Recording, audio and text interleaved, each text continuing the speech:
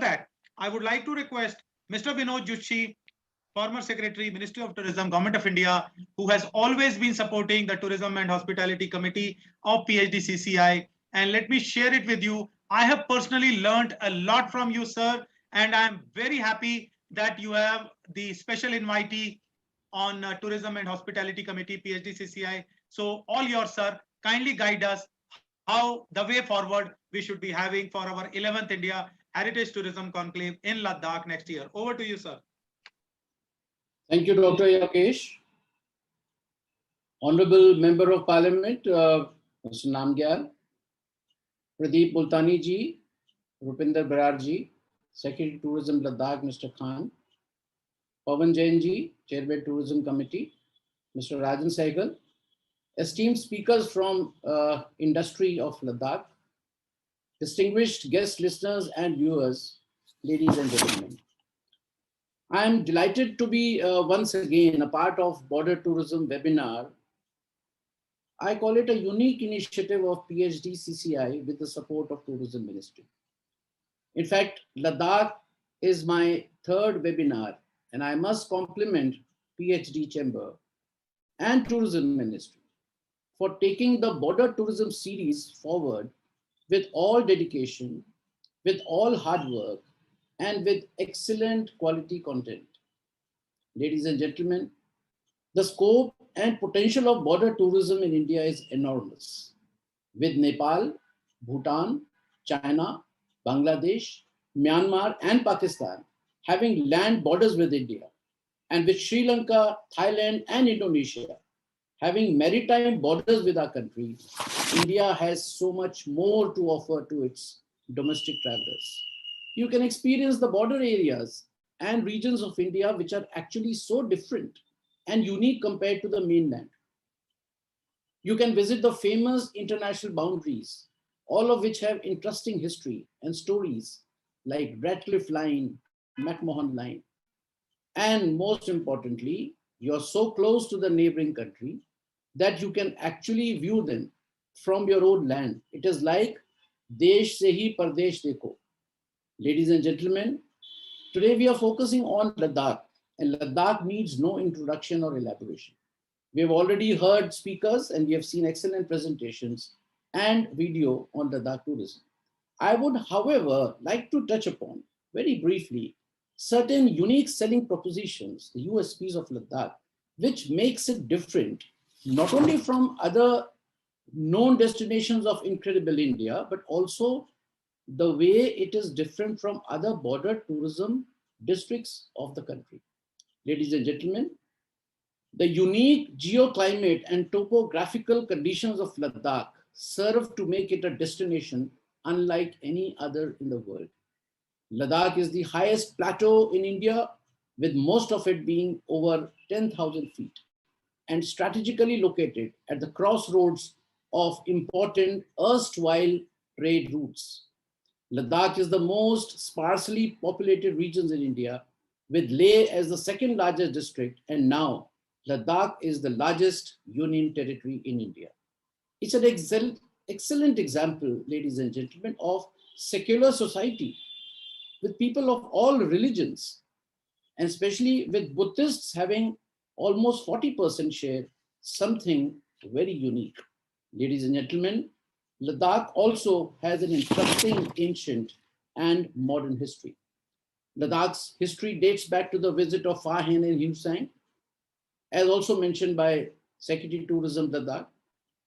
During the rule of King Nembagon, 1,000 years ago, friends, Ladakh was called as a red country, as most of the mountains and the soil in Ladakh were a red tinge. And friends, history of Ladakh in the post-partition scenario is such that all Indians should be knowledgeable about it. And of course, the history of Kargil War, which is so fresh in the minds of even the young Indians.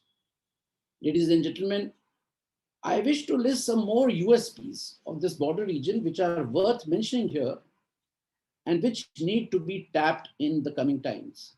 Firstly, culturally extremely rich, Ladakh offers an excellent opportunity for religious philosophy of Buddhism.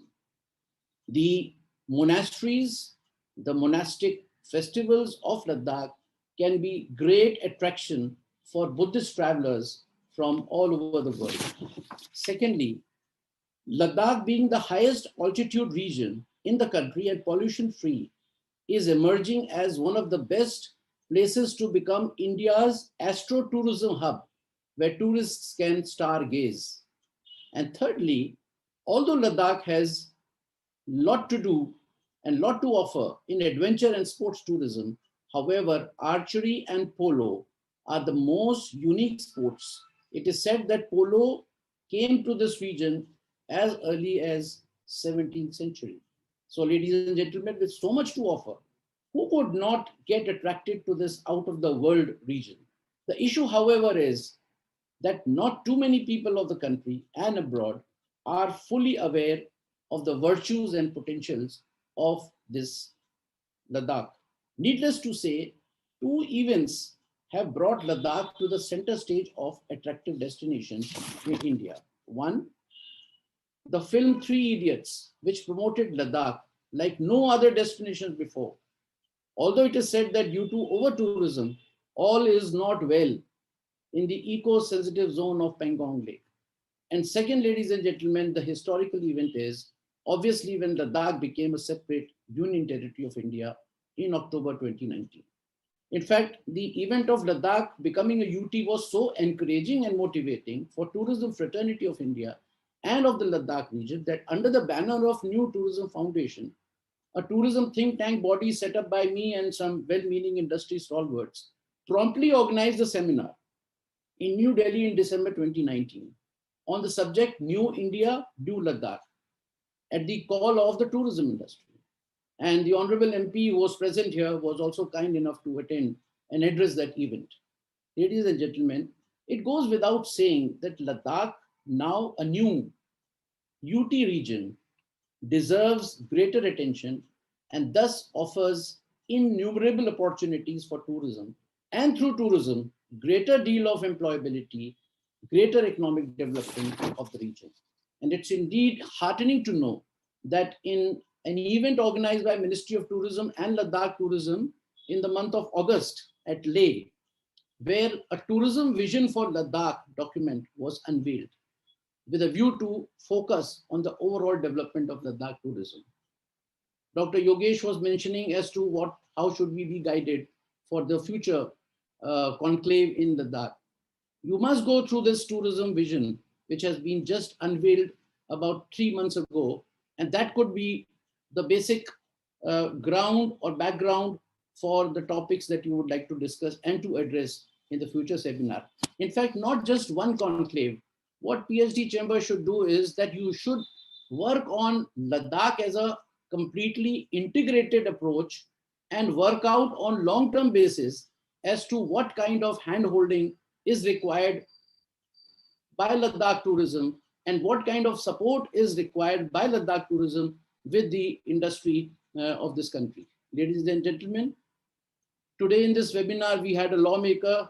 He's not here now, but we have policymakers and the tourism industry all on one platform. I would therefore like to take this opportunity to flag some of the thoughts and suggestions which I have, and that will be also a fodder for the future conclave that Dr. Yogesh is proposing, basically for holistic development of this region. Now, firstly, Ladakh Tourism Department, and I will draw the attention of the Secretary Tourism of Ladakh, Mr. Khan, you should formulate a tourism policy for Ladakh. And of course, it could be based on the tourism vision which has been recently unveiled. All states and union territories have made tourism policies. And it is a guiding light for the tourism industry for everyone. And it is an official document which everyone believes, and it has the tangibility, it has the credibility, and people generally follow the policies of the state with regard to any particular sector. So I think that is something which is required immediately after your vision is unveiled. Secondly, Ladakh should pitch for special financial package from Government of India for development of tourism infrastructure. In fact, Mr. Namgyal also mentioned about the need for tourism infrastructure and upgradation of destinations, and you need money for that. I recall that in the year 2015, and again, I would like to draw the attention of Mr. Khan, Honorable Prime Minister had announced a PM development package for erstwhile J&K. And under this package, Ministry of Tourism was to provide 2,000 crores rupees for development of tourism in the state at the rate of 400 crores per year. Now, during my tenure, the ministry sanctioned 6 projects worth about 600 crores in September 2016. Now, none of the projects, as far as I remember, had any project on Ladakh, which was then an integral part of J&K state. So Ladakh administration can try to get its share from the PMDP project if that project is still valid.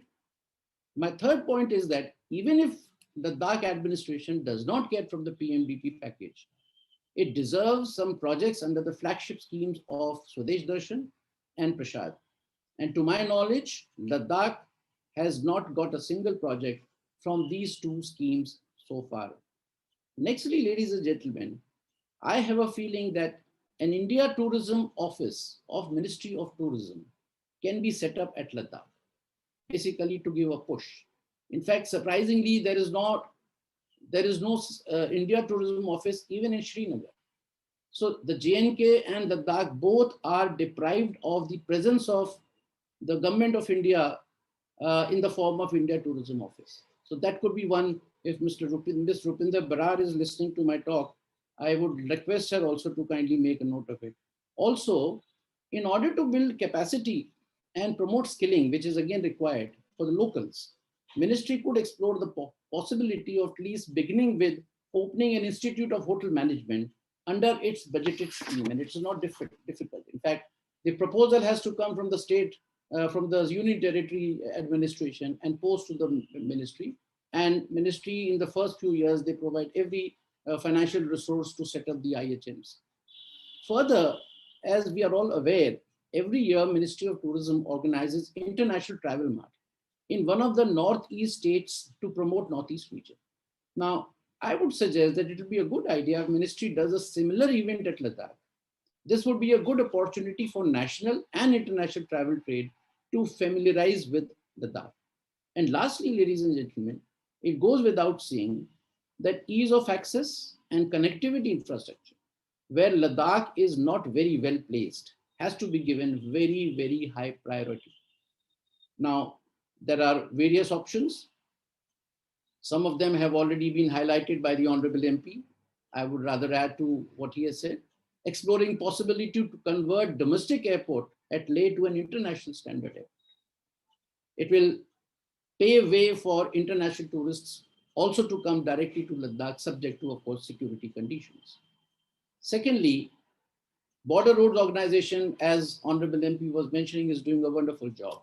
But still, I would say that we need to pursue, the Ministry of Tourism has to pursue the BRO to upgrade the road infrastructure and construct last mile connectivity as well, to mainly to the popular destinations in Ladakh. And thirdly, augmenting the wayside facility infrastructure as much of the tourist movement, ladies and gentlemen, even today and will always be road based. Now, when you travel from Mandi to Leh, or when you travel from Srinagar to Leh, you need to have a lot of facilities, wayside facilities in terms of restaurants, in terms of cafes, in terms of all other possible infrastructure on ways, so that people, they dare to go so far without facing any problem of these facilities. So these are some 3 or 4 steps which I thought would also add to the holistic development. And of course, Mr. Namdyal was again mentioning about the good connectivity, but today we have seen with the Secretary of Tourism, I think the digital connectivity, the broadband internet connectivity is also the need of the hour for the entire Ladakh region. Ladies and gentlemen, while I'm pitching very strongly for holistic development of Ladakh, it is important that Ladakh ecosystem, being very sensitive to environment, in fact, the Honorable MP used the word fragile, and therefore it needs handling with care. So sustainable and responsible tourism should therefore be the overarching principle, ladies and gentlemen, of tourism development in Ladakh. And I'm happy to know, as Mr. Dr. Yogesh has mentioned, that the likely subject for the next conclave for Ladakh would be quality as well as sustainable tourism. In fact, Ladakh is a gold standard product of incredible India, and therefore we need to build quality tourism in this region. And Ladakh is poised to be, ladies and gentlemen, one of the best hotspots for the border tourism in India. So I stop here, but before I close, my thanks to PHDCCI, both for enrolling me as a special invitee to the Tourism Committee and for giving me this opportunity once again to share my thoughts. And I also thank the esteemed listeners and viewers for giving me a very patient hearing. Thank you, ladies and gentlemen. Thank you, Justice Saab. Thank you very much, sir, for your wonderful and inspiring remarks always. And as I have always been saying, that it's really a personal learning for me. I have jotted down most of your points which you have said. What are the issues which we should be taking up in our next endeavor? I would also like to request you that PHDCCI Tourism and Hospitality Committee would like to join hands with New India Tourism Foundation and would like to do this program